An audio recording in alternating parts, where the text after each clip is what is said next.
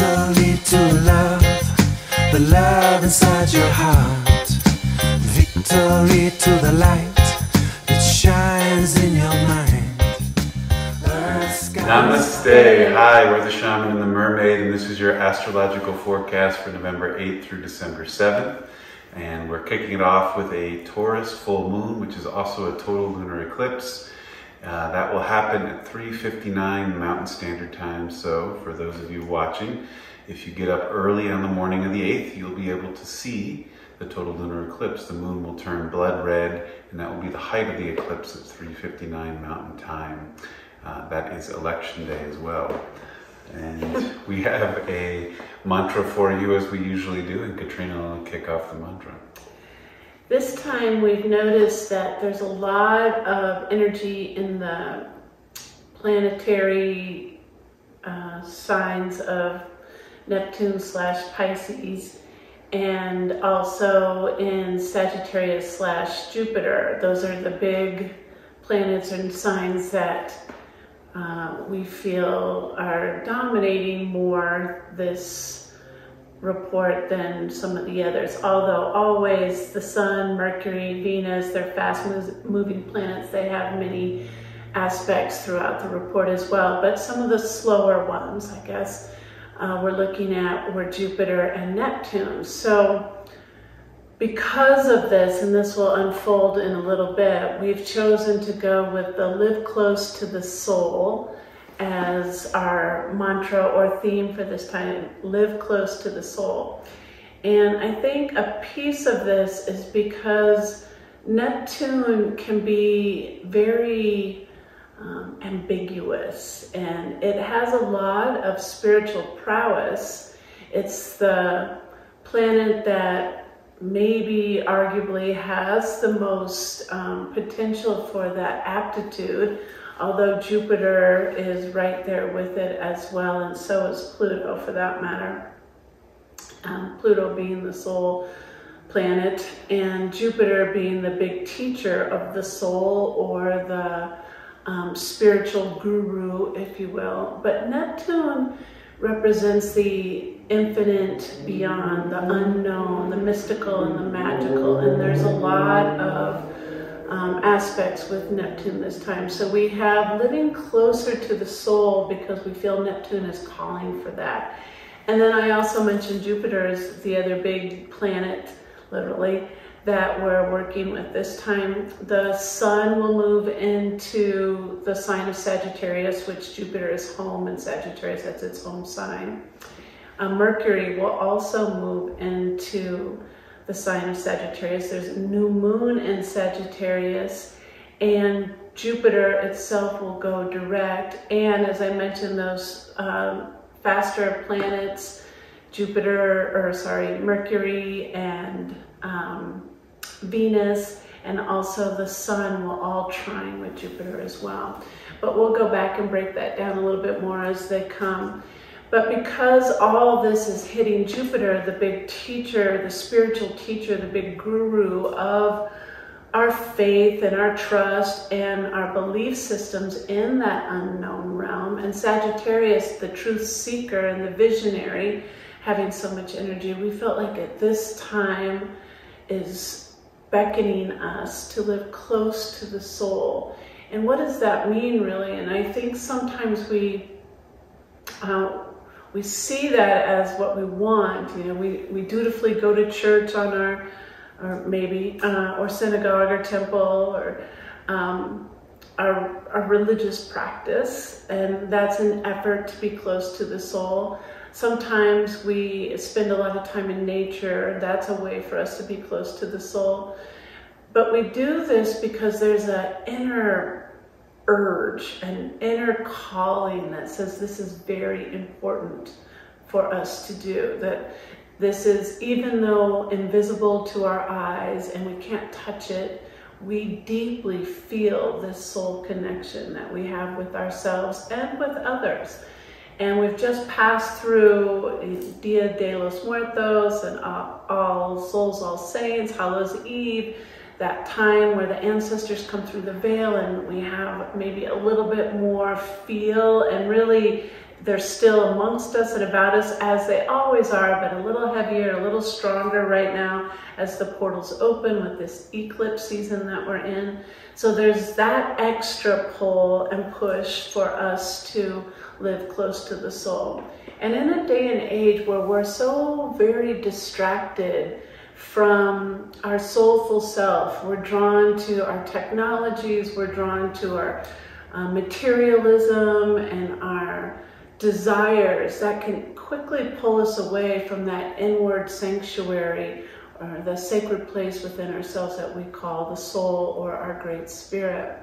So we feel as above, so below. Those lineups in the sky are saying, come a little closer in, find your center, remember who you are, listen to the whisperings of your intuition and those deeper nudges, and see if you can follow the wisdom that comes from that internal voice.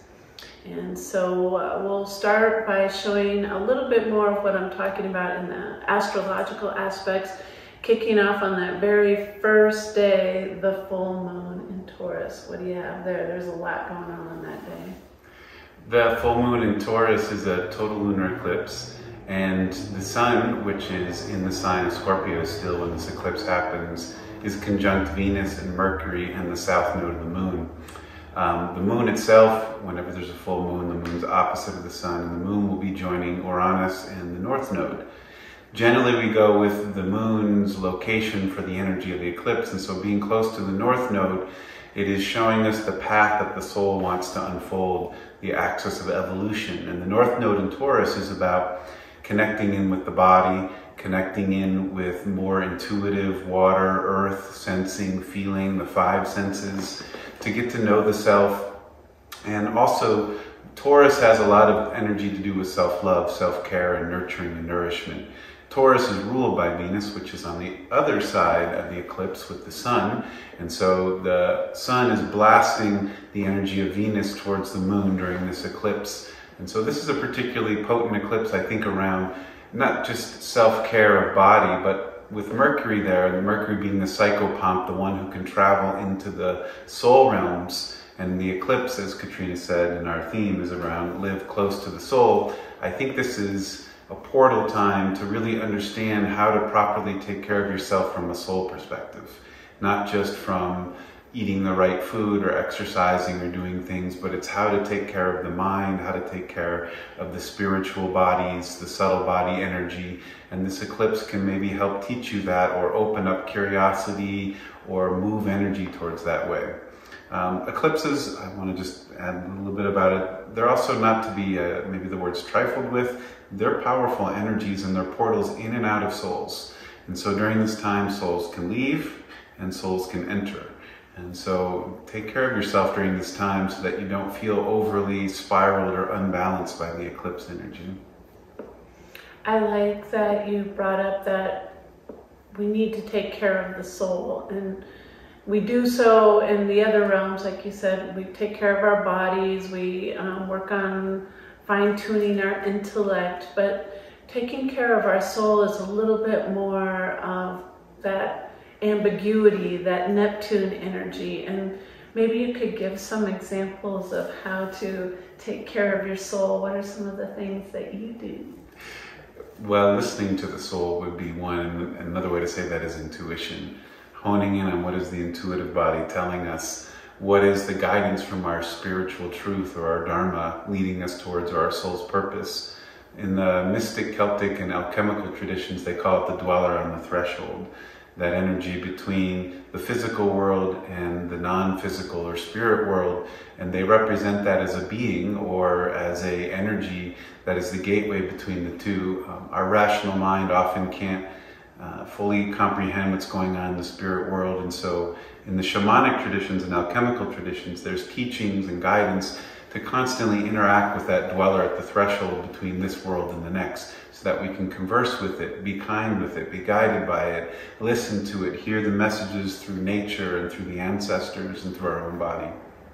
I like that imagery of having a dweller at the threshold of my own personal energy that can see through the other world's veil and also have one foot in our human form and trying to navigate the two. And I think that is so key, is first of all, even just allowing yourself to see or touch base with what's on the other side of the veil, or in the other world, or the infinite beyond, or spirit world, however you want to call it. So often that's kind of a daunting place for us, or we don't even know how to begin to tiptoe into that, but just stand on the threshold of it. Go right up to the edge of that place inside yourself, and lean into that Neptunian energy, or the other side, and just see what comes through the veil. And I think a big part of what Jupiter represents is trust. And we need to learn how to trust ourselves. And this Sagittarian new moon that's going to come in the sun is going to move into Sagittarius. This report too, this Sagittarian energy is saying trust and truth, both. These are two big aspects of Sagittarius, is to lean into that unknown and trust the universe, trust that spiritual realm that you can't see and feel. And the more that you do, the more that you venture into this vast unknown, the more it becomes familiar, the more it feels comfortable, the more you feel safe and secure, the more you realize that this is every bit a part of your reality, just as much as this hard concrete world is that we live in. And so it has less fearsome energy to it that sometimes we've allowed to be portrayed. I mean, as I said, we just came through Halloween, and you probably saw all the spooky outfits and the whole intensity to make it kind of fearsome to us is part of why we don't venture into that unknown. And the thought of death is fearful to us. And we have this concept that on the other side are all these ghouly souls over there, but there's ascended masters and angels and higher powers and entities that we can't even fathom in our third dimension reality that we live in. And so when we lean into it, we start to feel this or sense this. As Michael said, you know, tune into that Taurian energy. Taurus is all about that sensual body feelings that we get. So this is a good time for that as well. Thank you. Michael has so much more to his, I was trying to nudge him to get him to tell you some of the other things he does as he lives close to the soul. But I think that's a good starting point, is just living on that threshold, the dweller of the threshold, finding that part of yourself. Good starting point. And then we'll kind of jump. You want to explain some of those trines with Neptune and how they're going to play a part? Venus and Mercury and the Sun will all trine Neptune, which Venus, Sun, Mercury are in Scorpio at this time of the report, November 10th through the 14th. And Neptune in Pisces in the home sign. This is a bump into the energy of spirituality, imagination, potential, putting things out there into the world that come from the spirit realm. You may feel your dharma pushing forward a little more. And this is supportive. The trine is supportive. Venus is the resources and values you may need to follow your spiritual path. And Mercury is the mental and thought process to maybe solidify it. It can be spiritual concepts that can enter into the rational realm and make sense. And then the Sun piece around it is your personal self is resonating with this. You feel attuned, that you want to step into that more spiritualized, imaginative, one love, connective world. And I think those trines, while they're happening just through the 11th through the 14th, they're in the field because Neptune and the sign of Pisces are getting a lot of action in this report. I think when you have these series of trines on the same planet, especially from our personal planets, you know, Mercury's the communicator, Venus is how we express our love and our values, the Sun is how we show up in the world with our outward expression. When these are all hitting at the same time in a trine, so harmonious energies exchanged in this, it's a little nudge or reminder for us that this is a repeated pattern, that Spirit is saying it 3 times over. It's, we need this, we need this, we need this, look at it, look at it, look at it. So maybe setting up that spiritual practice, the morning sadhana, we talk about this almost every report, the importance of it. It doesn't have to be in the morning, but a daily practice where you just kind of tune in. Some people will work with tarot or draw their card from the oracle deck, or set their crystal grid out, say their morning prayer, do a little meditation. Maybe you use your mala and run your mantra of whatever sort. But this is that nudge to communicate Mercury trining Neptune, to show our love and devotion towards Spirit, Venus trining Neptune. And then the outward expression of it is the Sun trining Neptune. And this is how we speak to it, how we represent this in our day-to-day life, walking our talk. You know, living a spiritual life does put on the brakes to some of our nastier habits and behaviors and attitudes. And so kind of putting that into check and reeling it in as well. So they all hit individually, and then they're all going to have a collective trine with Jupiter right after that. So they hit Neptune, and then they go to Jupiter. What do you feel about that trine combo? Jupiter, which Katrina has mentioned, relates to faith and trust and belief. And another Jupiterian principle is questing or visioning, going on a journey. And I think that brings it back to our live close to the soul. The ultimate, or I think the deepest meaning of that journey is to take a journey into the soul realms, like Joseph Campbell talked about the hero's journey, and Carl Jung speaks of it in the Western world, and it's all over the shamanic and Greek and ancient traditions, that these mythologies that we relate to are very Neptunian, not Neptunian, but Jupiterian, that it's a journey into the soul realm. How do you approach that threshold between the two worlds, and how do you pass by it, and how do you come back with information from the soul or guidance from the soul, and have faith and trust that it will work in the third dimensional reality? And so I think this support of Venus, Mercury, and Sun all trining Jupiter and Pisces between the 15th and the 20th, as Katrina said, is hitting 3 times, 15th, 16th, and 20th, that we're being asked to take this journey into the soul, to live close to the soul. And then we have a big Mercury movement into Sagittarius. So it goes from Scorpio into Sag, and I think this is a big truth speak time.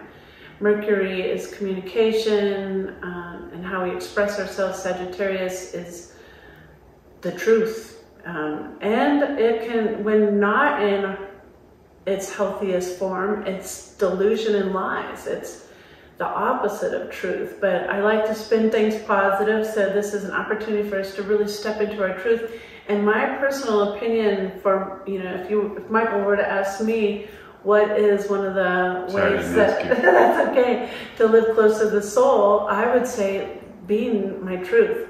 Not only you know, authenticity and being who I am in all realms of my life, whether it's mother or wife or teacher, it's consistently my truth. That is one way I live close to my soul. But also to speak the truth, not letting even the smallest of lies pass through my lips. Whenever we do that, we take a step away from our soul. Whenever we are living a lie or an untruth or perpetuating an untruth, we step away from our soul. Our soul is truth. They go hand in hand. They're 2 sides of the same coin. The soul is truth. So practicing truth is a very key ingredient to living close to the soul. And Mercury moving into Sag is giving us a booster shot for that kind of energy. So it might mean you have to undo some untruths. You have to go back and say, you know what, I wasn't right. I was afraid to say the truth, and this is the truth. But the truth will set you free. There's so much liberation for the soul when we do these kind of acts of setting the truth free. So I encourage this, as daunting as it may be. It's like going into the underworld when you have to confess a lie or retell it the way it truly is. That can be scary, but that's part of living close to the soul, is letting that truth happen. So that's a big one.